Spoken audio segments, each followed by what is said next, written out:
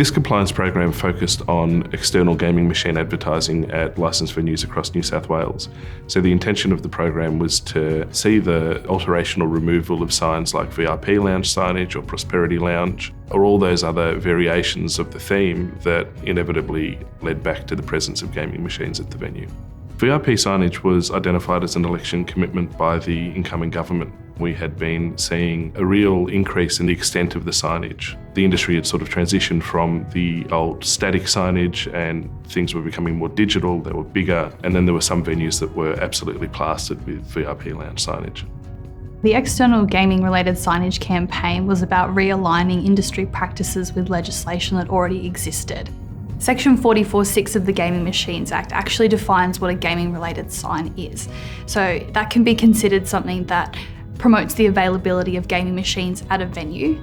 It's also terms associated with gambling, as well as terms that can be seen to promote a gambling franchise or business. We decided to do this program slightly differently, and rather than just skip straight to an enforcement and monitoring phase, we did a campaign that had stages. The first stage of their campaign was an educational campaign, so it was important that we communicated the changes, why they were going to be important and how it was going to unfold.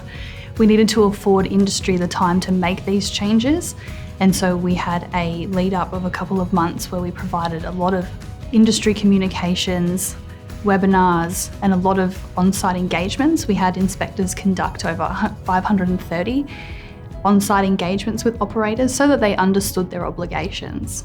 We were also able to use our various communications and media teams as well, so that we were able to communicate the campaign to industry and also members of the public.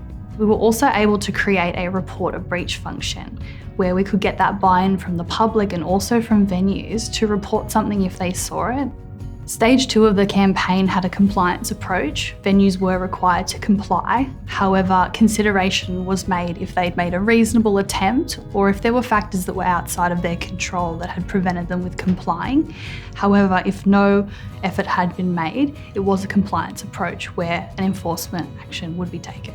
During phase 2, which was the compliance phase of this campaign, inspectors conducted 1,214 on-site inspections across 53 local government areas. These inspections took place across the state, so they included metropolitan and regional LGAs as well. Stage 3 was a zero tolerance phase of the campaign. By then we had expected that industry had received enough communication and support and guidance that they should have been able to reasonably comply.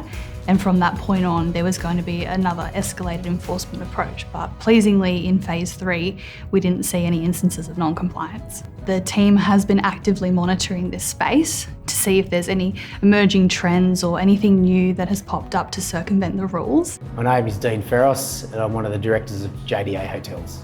The VIP signage was on the fascia of the building, it was on the under-awning signs.